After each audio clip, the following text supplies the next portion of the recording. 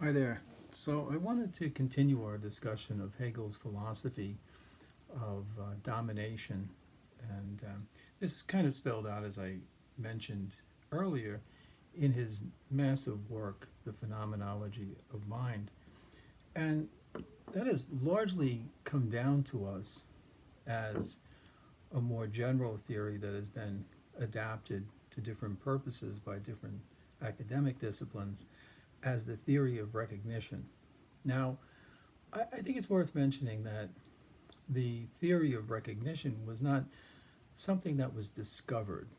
Indeed, the title of one of the more recent and more important works on Hegel by Axel Honneth, The I and We, um, puts it very succinctly.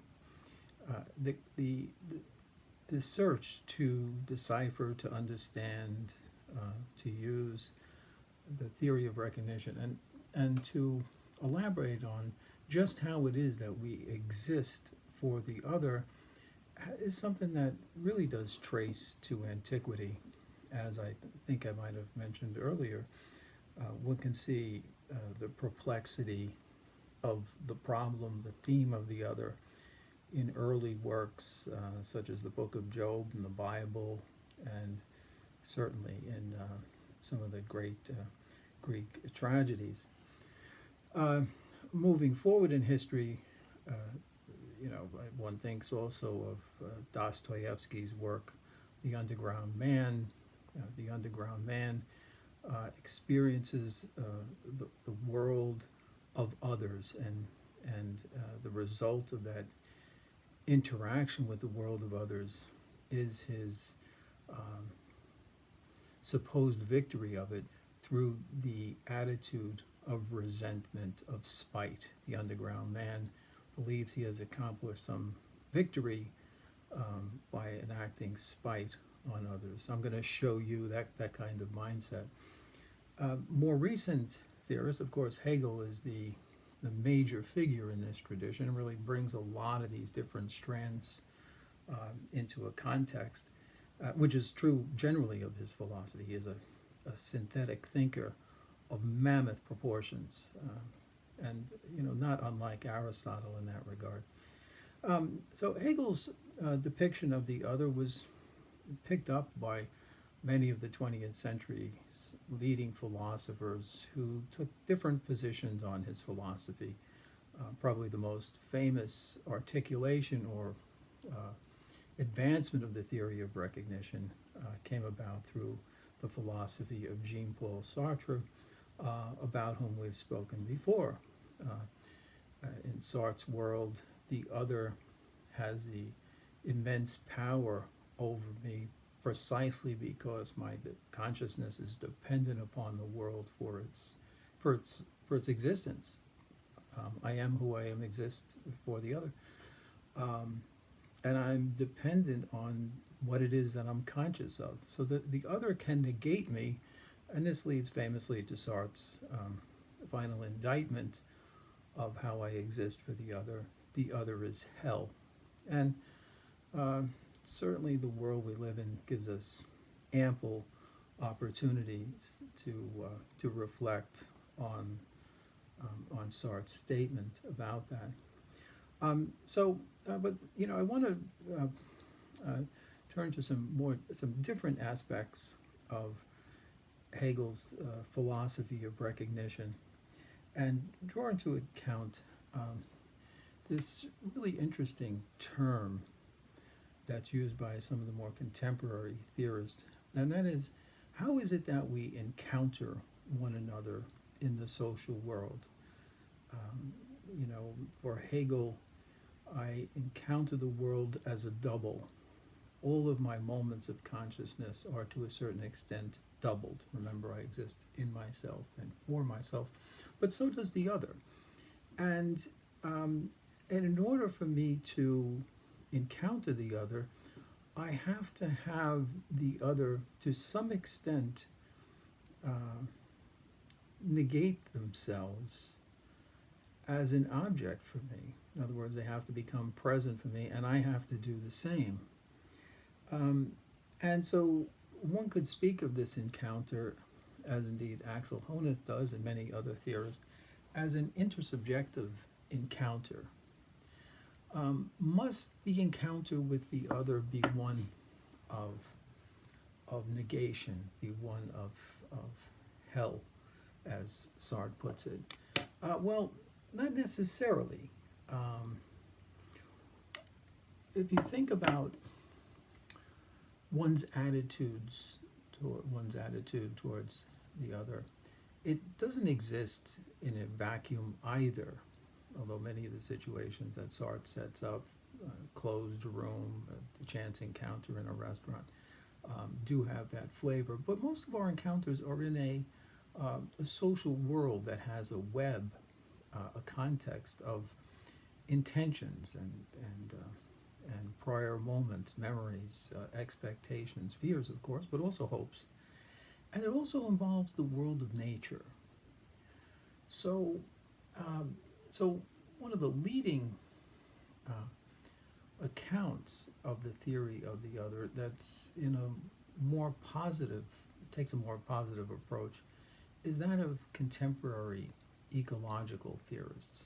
And if we juxtapose the perspective of ecological thinking with the encounter with the other from a Hegelian, Sartrean perspective, you see that there's some interesting things going on. How do I encounter the world, and how does that compare with how I encounter the other? Well, I could encounter the other uh, from the position of dominance, as Hegel underscores, and certainly Sartre amplifies this with his famous maxim from the Condemned of Altona, 1 + 1 = 1, voila, our mystery. And I can also carry that over into my encounter with the natural world, the will to dominate, the will to power, to use Nietzsche's vernacular. That is one way to encounter the other, to encounter the world.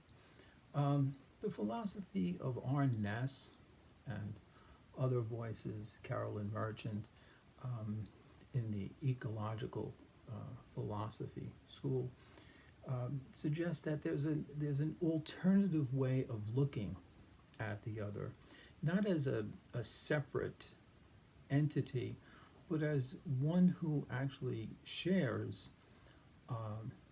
a place in a community that one could think of as a life world.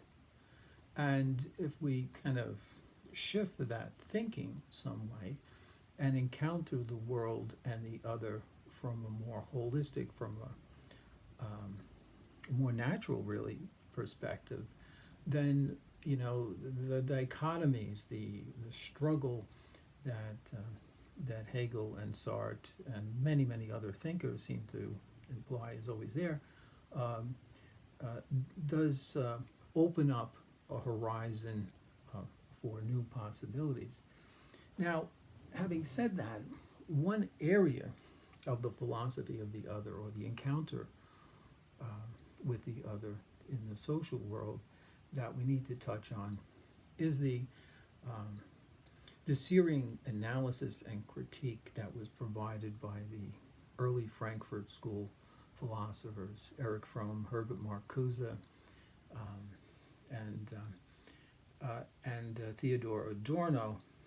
For them, again, from the looking at this from the Freudian baseline of analysis, um, the group identity, the way that I exist as an I, runs into extreme difficulties when I encounter the other as a group, when I exist for others in a more general way, as a member of a group, when I have an identity with another group.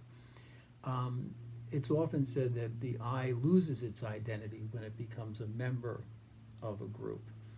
For these later thinkers, actually early Frankfurt School thinkers, that's really not entirely true. As Fromm describes it, what happens when one becomes the group, and he uses the Nazi Nazi rallies to amplify this point, is that one's kind of infantile projections come to the fore, and one finds in the group the realization of some imagined fantasies. And so one's deficits are not necessarily the problem, as Axel Honneth identifies, but uh, they become swamped in a kind of allegiance to the group. So there is that additional component to it, which, you know, for Frankfurt School thinkers, and certainly much of 20th and 21st century environmental philosophy, mandates continual and deep thinking and critique. You know, kind of a second installment here on Hegel's philosophy of recognition. Certainly, so much more to say about this.